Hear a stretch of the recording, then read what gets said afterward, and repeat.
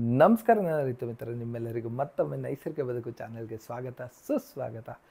ರೈತ ಮಿತ್ರರೇ, ತುಂಬಾ ಧನ್ಯವಾದಗಳು. ಸೊ ಯಾರ್ಯಾರು ನನ್ನ ಈ ಕಳೆದ ವಿಡಿಯೋ ನೋಡಿ ಸಬ್ಸ್ಕ್ರೈಬ್ ಮಾಡ್ಕೊತ ಪ್ರತಿಯೊಂದು ರೈತ ಮಿತ್ರರಿಗೆ ನನ್ನ ಹೃದಯಪೂರ್ವಕ ವಂದನೆಗಳು. ಮತ್ತು ತುಂಬಾ ಚೆನ್ನಾಗಿ ಬಂದಿದೆ. ಸೊ ನಂದು ಈ ವಿಡಿಯೋಗೆ ತುಂಬ ಒಳ್ಳೆ ಪ್ರತಿಕ್ರಿಯೆ ಸಿಕ್ಕಿದೆ. ಸೊ ಅದೆಲ್ಲದಕ್ಕೂ ನೀವೇ ಕಾರಣ ರೈತ ಮಿತ್ರರೇ. ಮತ್ತು ನಾನು ಇವತ್ತು ಅಂದರೆ ಈಗ ಆಲ್ರೆಡಿ 11:50 ಆಯಿತು. ಸೊ ಈ ವಿಡಿಯೋ ಮೋಸ್ಟ್ಲಿ ನೀವು ನಾಳೆ ನೋಡ್ತೀರಾ ಅನಿಸುತ್ತೆ. ಸೊ ನಾನು ಹಾಕಿರುವಂಥ ಒಂದು ವೆಂಕಟೇಶ್ ಸರ್ ಅವರ ಒಂದು ಗೋಬರ್ ಗ್ಯಾಸ್ ಘಟಕದ ಒಂದು ವಿಡಿಯೋ ಮಾಡಿದ್ದೆ. ಸೊ ಅದರ ಬಗ್ಗೆ ಅವರು ನೀಟಾಗಿ ಎಕ್ಸ್ಪ್ಲೈನ್ ಮಾಡಿದ್ದಾರೆ. ಸೊ ಯಾವ ಥರ ಮಾಡಿದ್ದಾರೆ ಏನು ಅನ್ನೋದನ್ನ ಅವರು ನೀಟಾಗಿ ಎಕ್ಸ್ಪ್ಲೈನ್ ಮಾಡಿದ್ದಾರೆ. ಸೊ ಅದನ್ನು ನನಗೆ ತುಂಬ ಜನ ಕಮೆಂಟ್ಸು ಮತ್ತು ಕಾಲ್ ಮುಖಾಂತರ ನನಗೆ ರಿಕ್ವೆಸ್ಟ್ ಮಾಡಿದ್ರು, ನೀವು ಯಾಕೆ ಅದನ್ನು ನಿಮ್ಮ ಶೈಲಿಯಲ್ಲಿ ಒಂದು ಡ್ರಾಯಿಂಗ್ ಥರ ಬರೆದು ನೀವು ಎಲ್ಲ ನನ್ನ ಹಿಂದಿನ ಯಾರ್ಯಾರು ನನ್ನ ವೀಡಿಯೋಸ್ ಫಾಲೋ ಮಾಡಿದ್ದೀರ ಸೊ ಅವ್ರಿಗೆಲ್ಲರಿಗೂ ಗೊತ್ತಿರುತ್ತೆ. ಸೊ ನಾನು ಯಾವ ಥರ ಪ್ರತಿಯೊಂದು ಡ್ರಾಯಿಂಗ್ ಬರೆದು ಅದನ್ನು ಇನ್ ಡೀಟೇಲಾಗಿ ಎಕ್ಸ್ಪ್ಲೈನ್ ಮಾಡೋದ್ರಿಂದ ಸೊ ತುಂಬಾ ಹೆಲ್ಪ್ ಆಗುತ್ತೆ. ಸೊ ಅದಕ್ಕಾಗಿ ನನಗೂ ಅದನ್ನು ರಿಕ್ವೆಸ್ಟ್ ಮಾಡಿದ್ರು, ಯಾಕೆ ನೀವು ಈ ಥರ ಮಾಡಬಾರ್ದು ಅಂತ. ಸೊ ನನಗೂ ಅದೆಲ್ಲ ಸರಿ ಅನಿಸ್ತು. ನಾನು ಆ್ಯಕ್ಚುಲಿ ಇದನ್ನು ಆ ವಿಡಿಯೋ ಜೊತೆನೇ ಮಾಡಬೇಕಿತ್ತು, ಕ್ಷಮಿಸಿ ನಾನು ಮಾಡೋಕ್ಕಾಗಲಿಲ್ಲ. ಸೊ ಖಂಡಿತ ಈಗ ನಾನು ಅದಕ್ಕೆ ಅದೇ ವಿಡಿಯೋ ಆದ ನಂತರ ಇನ್ನೊಂದು ವಿಡಿಯೋ ಈಗ ಅದನ್ನು ಸೇರಿಸಿ ನಾನೀಗ ಹಾಕ್ತಾ ಇದ್ದೀನಿ ಈ ವಿಡಿಯೋದಲ್ಲಿ. ಸೊ ನಿಮ್ಮೆಲ್ಲರಿಗೂ ಇದು ಹೆಲ್ಪ್ ಆಗುತ್ತೆ ಅಂತ ಭಾವಿಸ್ತಾ ಇದ್ದೀನಿ ನನ್ನ ರೈತ ಮಿತ್ರ. ಮತ್ತು ಇನ್ನೊಂದು ಕಳಕಳೆ ಆದ ಕೋರಿಕೆ ಏನಂದರೆ, ಯಾರ್ಯಾರು ನನ್ನ ಚಾನಲ್ ವ್ಯೂ ಮಾಡ್ತಾಯಿದ್ರೆ, ಯಾರ್ಯಾರು ಹೊಸಬ್ರಿದ್ದೀರಾ, ಯಾರ್ಯಾರು ಸಬ್ಸ್ಕ್ರೈಬ್ ಮಾಡ್ಕೊತಿಲ್ಲ, ದಯವಿಟ್ಟು ನಿಮ್ಗೆ ಈ ಕಂಟೆಂಟ್ ಇಷ್ಟ ಆದರೆ ಮಾತ್ರ ನೀವು ಸಬ್ಸ್ಕ್ರೈಬ್ ಮಾಡ್ಕೊಳ್ಳಿ ನನ್ನ ರೈತ ಮಿತ್ರ. ಇಲ್ಲ ಅಂದರೆ ದಯವಿಟ್ಟು ನಿಮ್ಗೆ ಏನಿದ್ರು ಕೊರತೆ ಆಗಿದೆ ಅಂತ ತಿಳಿಸಿದ್ರೆ ಸೊ ನಾನು ಅದನ್ನು ಕರೆಕ್ಟ್ ಮಾಡ್ಕೊತೀನಿ. ಸೊ ನೀವು ರೀತಿ ಏನು ಕೊಡೋಕ್ಕಾಗುತ್ತೆ ನನ್ನ ಕಡೆಯಿಂದ ಆದಷ್ಟು ನಾನು ಟ್ರೈ ಮಾಡ್ತೀನಿ ನನ್ನ ರೈತ ಮಿತ್ರ. ಸೊ ಬನ್ನಿ ನೋಡೋಣ. ಈಗ ನನ್ನ ಶೈಲಿಯಲ್ಲಿ ನಾನು ಡ್ರಾಯಿಂಗ್ ಬರೆದು ತೋರಿಸ್ತೀನಲ್ಲ, ಸೊ ಆ ಥರ ನೋಡೋಣ. ಸೊ ನಿಮ್ಗೆ ಯಾರಿಗೂ ಬೋರ್ ಆಗಲ್ಲ ಅಂತ ಭಾವಿಸ್ಕೊಂಡಿದ್ದೀನಿ. ಬನ್ನಿ ನೋಡೋಣ. ಬರೆದು ಸೊ ಟೆಕ್ನಿಕಲ್ ಆಗಿ ಇದು ಯಾವ ಥರ ವರ್ಕ್ ಆಗುತ್ತೆ ಅಂತ, ಮತ್ತು ನಿಮಗೆ ಇದು ಮಾಡೋಕ್ಕೆ ಏನೇನು ಸಾಮಗ್ರಿಗಳು ಬೇಕು ಅಂತ ನೋಡೋಣ. ಈಗ ನಮಗೆ ಬೇಕಾಗಿರೋದು 1000 ಲೀಟ್ರ್ ಟ್ಯಾಂಕು. ನೀವು ಒಂದೇ ಘಟಕ ಮಾಡ್ಕೊತೀರಾ ಅಂದರೆ ಓಕೆ 1000 ಲೀಟರ್ಸ್ದು ಟ್ಯಾಂಕ್ ಬೇಕು ನಿಮ್ಗೊಂದು ವಾಟರ್ ಟ್ಯಾಂಕು. ಬಟ್ ಇದರ ಮುಖ್ಯವಾದ ವಿಚಾರ ಏನಂದರೆ, ಈ ವಾಟರ್ ಟ್ಯಾಂಕ್ ಮುಚ್ಚಲಿಕ್ಕೆ ನಿಮಗೆ ಥ್ರೆಡ್ಸ್ ಇರಬೇಕು. ನೀವು ಅವ್ರ ವಿಡಿಯೋದಲ್ಲಿ ಈಗ ನೋಡಿದ್ದೀರಾ. ಸೊ ಇದಕ್ಕೆ ಥ್ರೆಡ್ಸ್ ಇರಬೇಕು. ನಾನು ಸಾಧ್ಯವಾದರೆ ಈ ಥರದ್ದು ಥ್ರೆಡ್ ಇರೋದು ಒಂದು ವಾಟರ್ ಟ್ಯಾಂಕ್ದು ಫೋಟೋ ನಿಮಗೆ ಪಕ್ಕದಲ್ಲಿ ಹಾಕ್ತೀನಿ. ಈ ಥ್ರೆಡ್ ಏನಕ್ಕೆ ಇರಬೇಕು ಅನ್ನೋ ರೈತ ಅಂದರೆ, ನಾವು ಇದನ್ನು ಉಲ್ಟಾ ದಬ್ಬ ಹಾಕ್ಬಿಟ್ಟು ಸೊ ಈ ಥರ ಇರೋವಂಥ ವಾಟರ್ ಟ್ಯಾಂಕ್ನ ನಾವು ಈ ಥರ ಉಲ್ಟಾ ಈ ಥರ ಹಾಕ್ತೀವಿ. ಇದು ಆಗ ಲ್ಯಾಂಡ್ ಆಗುತ್ತೆ, ಫ್ಲೋರ್. ಓಕೆ, ಸೊ ಈ ಥರ ಉಲ್ಟಾ ಹಾಕ್ಬಿಟ್ಟು ಇದನ್ನು ನೀಟಾಗಿ ಟೈಟಾಗಿ ಇದನ್ನು ನಾವು ಟೈಟ್ ಮಾಡಿಬಿಟ್ಟು ಇಲ್ಲಿ ಒಳಗಡೆಯಿಂದ ನೀವು ಸೀಲ್ ಮಾಡಿಬಿಡ್ಬೇಕು. ಒಂದು ಫೆವಿಕ್ವಿಕ್ ಏನಾದರೂ ಹಾಕಿ ನೀವು ಸೀಲ್ ಮಾಡಿಬಿಡ್ಬೇಕು. ಯಾಕೆಂದರೆ ಇದರಿಂದ ಗ್ಯಾಸ್ ಏನೋ ಆಚೆ ಹೋಗ್ದಿಲ್ದಿರಂಗೆ. ಮತ್ತು ಇದನ್ನು ಪೂರ್ತಿ ಸೀಲ್ ಮಾಡಿದ ನಂತರ ನೋಡಿ, ಇದು ನಮ್ಮ ಇನ್ಪುಟ್ಟು, ನಾವು ಸ್ಲರಿ ಹಾಕೋದಕ್ಕೆ ಇನ್ಪುಟ್ಟು. ಇದು ನಿಮಗೆ 2.5 ಇಂಚ್ ಪೈಪು. ಅದಕ್ಕೆ ನಿಮಗೆ ಇಲ್ಲಿ ಒಂದು ಬೆಂಡು ಮತ್ತು ಇಲ್ಲಿ ಒಂದು 2 ಬೆಂಡ್ ಬೇಕು. ಮತ್ತು ಇಲ್ಲಿ ನಿಮಗೆ ಒಂದು FTA ಮತ್ತು ಒಂದು MTA ಬೇಕು. ಇಲ್ಲಿ ಇದನ್ನು ಥ್ರೆಡ್ಡಿಂಗ್ ಥರ ಟೈಟ್ ಮಾಡೋಕ್ಕೆ ನೀವು ಅವ್ರ ವಿಡಿಯೋದಲ್ಲಿ ನೋಡಿದ್ದೀರ ಥ್ರೆಡ್ಡಿಂಗ್ ಥರ ಹೆಂಗೆ ಟೈಟ್ ಮಾಡೋದು ಅಂತ. ಸೊ ಅದೇ ಥರ ಇಲ್ಲಿ ಕೂಡ ಒಂದು FTA ಒಂದು MTA ಬೇಕು ಟೈಟ್ ಮಾಡೋದಕ್ಕೆ. ಮತ್ತು ಇಲ್ಲಿ ಇನ್ನೂ ಒಂದು ಬೆಂಡ್ ಬೇಕು ಮತ್ತು ಇಲ್ಲಿ ಒಂದು ಬೆಂಡ್ ಬೇಕು. ಸೊ ಇದು ಒಂದು 2.5 ಇಂಚ್ದು ಪೈಪು. ಇಲ್ಲೊಂದು ಬೆಂಡ್ ಹಾಕ್ಕೊಂಡು ಇಲ್ಲೊಂದು ಬೆಂಡ್ ಹಾಕ್ಕೊಂಡು ಮತ್ತು ಇಲ್ಲೊಂದು ಬೆಂಡ್ ಹಾಕ್ತೀರಾ. ಯಾಕೆ ಅಂದರೆ ಇಲ್ಲಿಂದ ನೀವು ಇನ್ಪುಟ್ ಹಾಕೋ ಅಂಥ ಬಗಡ ಇಲ್ಲ ಅಂದರೆ ಸ್ಲರಿ. ಬಗಡ ಅಂದರೆ ನೀವು ಸಗಣಿ ಮತ್ತು ನೀರು ಎರಡೂ ಮಿಕ್ಸ್ ಮಾಡಿರೋದನ್ನ ಬಗಡ ಅಂತ ಕರೀತಾರೆ, ಇಲ್ಲ ಸ್ಲರಿ ಅಂತ ಕರೀತಾರೆ. ಸೊ ಅದು ಪ್ರಮಾಣ ನಿಮ್ಗೆ ಎಲ್ಲರಿಗೂ ಗೊತ್ತೇ ಇರುತ್ತೆ, ಎಷ್ಟು ಪ್ರಮಾಣದಲ್ಲಿ ಮಿಕ್ಸ್ ಮಾಡಬೇಕು ಅಂತ. ಸೊ ನಿಮ್ಗೆ ಗೊತ್ತಾಗಿಲ್ಲ ಅಂದರೆ ನೀವು ಬೇಕಿದ್ರೆ ಯೂಟ್ಯೂಬಲ್ಲಿ ಇಲ್ಲ ಅಂದರೆ ಎಲ್ಲಾದರೂ ನೀವು ಸರ್ಚ್ ಮಾಡ್ಬೋದು. ಆಗ ನಿಮಗೆ ಇನ್ ಡೀಟೇಲಾಗಿ ಕೆಲವರು ತೋರಿಸ್ತಾರೆ. ಸೊ ನೀರು ಮತ್ತು ಸಗಣಿ ಎರಡು ಮಿಕ್ಸ್ ಮಾಡಿ ನೀವು ಬಗಡ ಥರ ಮಾಡಿ ನೋಡಿ. ಇದರಲ್ಲಿ ನೀವು ಹಾಕಿದ್ರೆ ನೋಡಿ, ಇದು ಇಲ್ಲಿ ಬಂದುಬಿಟ್ಟು ಈ ಥರ ಇಲ್ಲ ಆಚೆ ಇಲ್ಲಿ ಬರುತ್ತೆ. ಈ ಥರ ಬಂದು ಇಲ್ಲಿ ಸ್ಟೋರೇಜ್ ಆಗುತ್ತೆ. ಇಲ್ಲೆಲ್ಲ ಪೂರ್ತಿ ಈ ಥರ ಸ್ಟೋರೇಜ್ ಆಗುತ್ತೆ. ಸೊ ಇದು ಏನಕ್ಕೆ ಇಲ್ಲೊಂದು ಬೆಂಡ್ ಹಾಕಿದ್ದಾರೆ ಅವರು ಅಂದರೆ, ಇಲ್ಲಿ ಬಂದಿದ್ದು ನೀವು ಸಗಣಿ ಮತ್ತು ನೀರು ಮಿಕ್ಸ್ ಮಾಡಿರೋವಂಥ ಬಗಡ ಮತ್ತೆ ಇಲ್ಲೇ ವಾಪಸ್ ಹೋಗಬಾರ್ದು ಅನ್ನೋ ಒಂದು ಕಾರಣಕ್ಕಷ್ಟೇ ಬೆಂಡ್ ಹಾಕಿದ್ದಾರೆ. ನಿಮಗೆ ಅವರು ಆ ವಿಡಿಯೋದಲ್ಲಿ ತೋರಿಸಿದ್ರು ಇಲ್ಲೊಂದು ಬೆಂಡ್ ಇರಬೇಕು ಮತ್ತು ಅದು ಒಂಥರ ಚಿಮ್ಮುತ್ತೆ ನೀರು ಇದನ್ನು ಒಳಗಡೆಗೆ ಅಂತ. ಅಂದರೆ ಇಲ್ಲಿಂದ ಬಂದಿದ್ದು ಹಿಂಗೆ ಹೋಗುತ್ತೆ ಅಂತ ಅಷ್ಟೇ. ಮತ್ತು ಅದಾದಮೇಲೆ ಇಲ್ಲೇನು ಬೆಂಡಿಲ್ಲ, ಇಲ್ಲಿ ಡೈರೆಕ್ಟ್ ಒಂದು ಪೈಪ್ ತಂದುಬಿಟ್ಟು ನೀವು ಹೆಂಗಿರಲಿಲ್ಲ ಒಂದು MT FT ಹಾಕಿ ಇದನ್ನು ನೀವು ನೀಟಾಗಿ ಸೀಲ್ ಮಾಡ್ಕೊಂಡಿರ್ತೀರ. ಯಾಕಂದರೆ ಇಲ್ಲೆಲ್ಲೋ ಗ್ಯಾಸ್ ಲೀಕ್ ಆಗಬಾರ್ದು ಅಂತ ನೀಟಾಗಿ 2 ಗ್ಯಾಸ್ಕೆಟ್ಟು ಇಲ್ಲಾಂದರೆ ವಾಷರ್ ಹಾಕ್ಬಿಟ್ಟು ನೀವು ಇದನ್ನು MTA ಮತ್ತು FTA ಎರಡನ್ನೂ ಟೈಟ್ ಮಾಡಿ ಅವ್ರು ತೋರಿಸಿದ್ರಲ್ಲ ನಿಮಗೆ ವಿಡಿಯೋದಲ್ಲಿ. ಸೊ ಆ ಥರ ಟೈಟ್ ಮಾಡಿ ನೀವು ಇಲ್ಲಿ ಹಾಕ್ಬೋದು. ಮತ್ತು ಇಲ್ಲಿ ನೀಟಾಗಿ ಇಲ್ಲಿ ಆಗಿದ ನಂತರ ಇಲ್ಲಿ ಗ್ಯಾಸ್ ಬಂದು ನೋಡಿ, ಇದು ರೆಡ್ ಕಲರಲ್ಲಿ ಗ್ಯಾಸ್ ಅಂತ ಬರೀತೀನಿ. ಸೊ ಇಲ್ಲಿಂದ ಹಿಂಗೆ ಗ್ಯಾಸ್ ಹಾವಿಯಾಗಿ ಟ್ಯಾಂಕ್ ಒಳಗಡೆ ಬಂದು ನೀಟಾಗಿ ಕೂತ್ಕೊಂಡು ನಿಮಗೆ ಇದು ಟ್ಯಾಂಕು ಸ್ವಲ್ಪ ಪ್ರೆಷರ್ ಆಗಿ ಒಂದು ಸ್ವಲ್ಪ ಊದುತ್ತೆ ನಿಮಗೆ ಟ್ಯಾಂಕ್ ಇಲ್ಲಿ ಮೇಲ್ಗಡೆ. ಸೊ ಅವಾಗ ಗ್ಯಾಸ್ ಫಾರ್ಮೇಷನ್ ಆಗಿದೆ ಅಂತ. ಸೊ ಇಲ್ಲಿ ನೀವೊಂದು ವಾಟ್ರ್ ಔಟ್ಪುಟ್ಗೆ ಒಂದು ಪಾಯಿಂಟ್ ಕೊಟ್ಟಿರ್ತಾರೆ ನಿಮಗೆ ಎಲ್ಲ ವಾಟರ್ ಟ್ಯಾಂಕಲ್ಲಿ. ಅಲ್ಲಿಂದ ನೀವೊಂದು ವಾಲ್ ಹಾಕ್ಕೊಂಬಿಟ್ಟು ನೀವು ನಿಮ್ಮ ಗ್ಯಾಸ್ ಸ್ಟವ್ಗೆ ನೀವು ಇಲ್ಲಿಂದ ಕನೆಕ್ಷನ್ ತೊಗೊಬೋದು. ಸೊ ಇನ್ನೊಂದು ಏನಾಗುತ್ತೆ ಅಂದರೆ ಮತ್ತು ಇದೆಲ್ಲ ಫಾರ್ಮೇಷನ್ ಆದಮೇಲೆ ಇಲ್ಲಿ ಮಿಕ್ಕಿದ ಅಂತ ಇದನ್ನು ಇಲ್ಲಿಂದ ಇದು ಬಂದ್ಬಿಟ್ಟು ಆಚೆ ಹಾಕ್ಬಿಡುತ್ತೆ. ಸಾರಿ, ಗ್ರೀನ್ ಪೆನ್ ಯೂಸ್ ಮಾಡ್ತೀನಿ.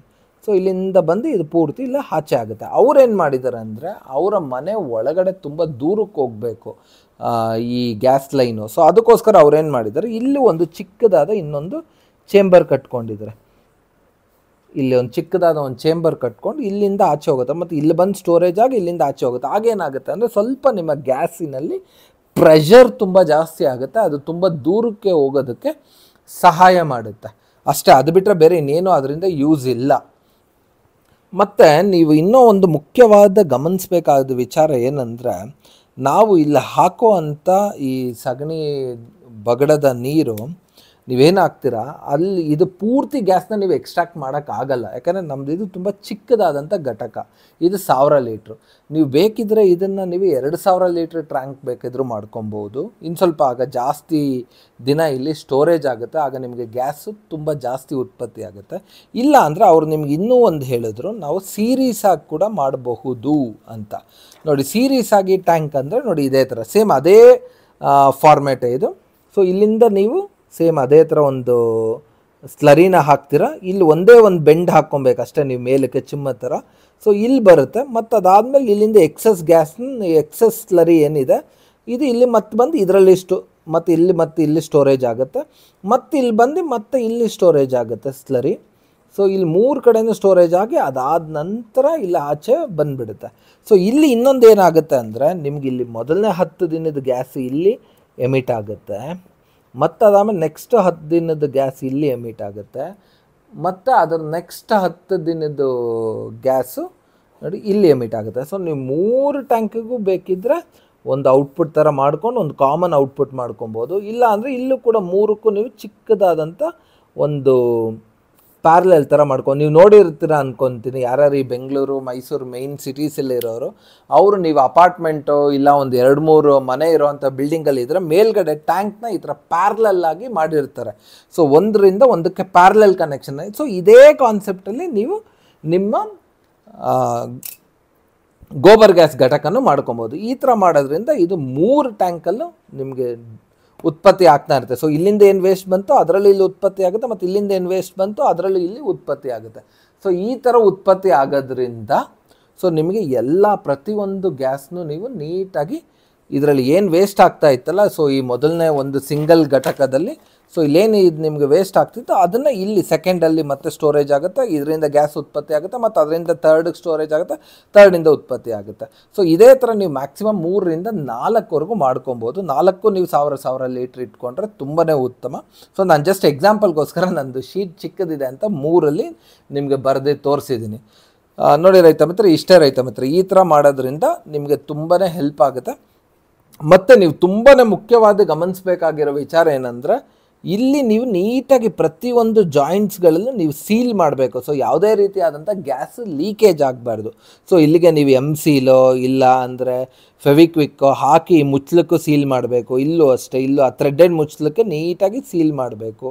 ಮತ್ತು ಇಲ್ಲೂ ಅಷ್ಟೇ, ನೀವು ನೀಟಾಗಿ ಸೀಲ್ ಮಾಡೋದ್ರಿಂದ ನಿಮಗೆ ಯಾವುದೇ ರೀತಿಯಾದಂಥ ಒಂದು ಸಣ್ಣ ಪ್ರಮಾಣದ ಗ್ಯಾಸು ಕೂಡ ಇಲ್ಲೆಲ್ಲೋ ಲೀಕೇಜ್ ಆಗಲ್ಲ. ಪ್ರತಿಯೊಂದು ಗ್ಯಾಸು ಇಲ್ಲಿಂದ ಕಲೆಕ್ಷನ್ ಆಗುತ್ತೆ.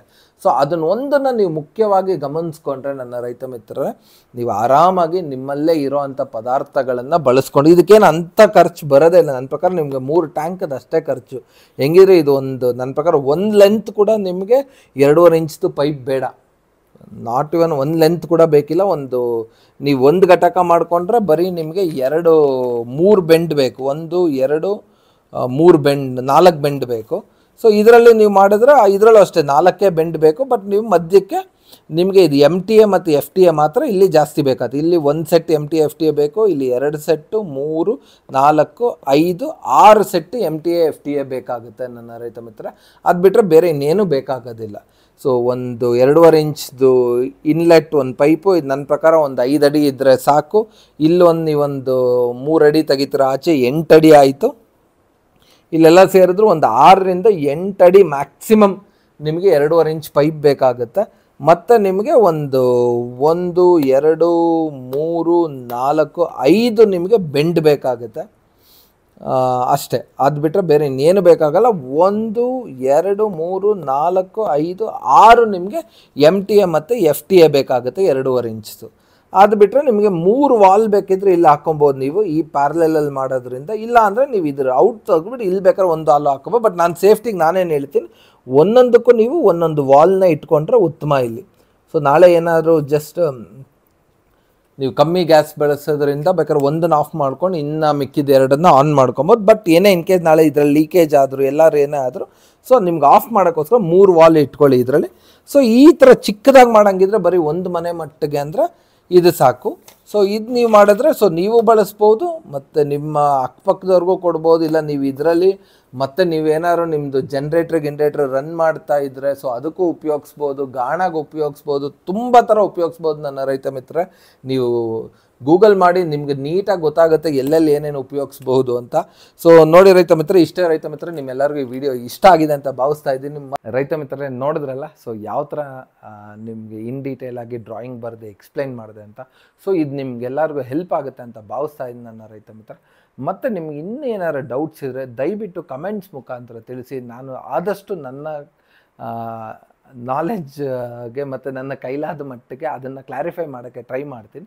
ಇಲ್ಲ ಅಂದರೆ ಬೇಕಾದ್ರೆ ಇನ್ನೊಂದು ಸತಿ ಹೋಗಿ ವೆಂಕಟೇಶ್ ಸರ್ ಹತ್ರ ಹೋಗಿ ಇದನ್ನು ಇನ್ ಡೀಟೇಲ್ ಆಗಬೇಕಿದ್ರೆ ಮಾತ್ರನ. ಸೊ ನಿಮ್ಮೆಲ್ಲರಿಗೂ ಈ ವಿಡಿಯೋ ಇಷ್ಟ ಆಗಿದೆ ಅಂತ ಭಾವಿಸ್ತಾ ಇದ್ದೀನಿ ರೈತ ಮಿತ್ರ. ಮತ್ತೊಮ್ಮೆ ನಿಮ್ಮೆಲ್ಲರಿಗೂ ನೈಸರ್ಗಿಕ ಬದುಕು ಚಾನಲಿಂದ ಹೃದಯಪೂರ್ವಕ ವಂದನೆಗಳು. ನಾನು ನಿಮ್ಮ ಕೃಷಿಕ ಕೇಶವ್. ಧನ್ಯವಾದಗಳು. ಶುಭ ದಿನ.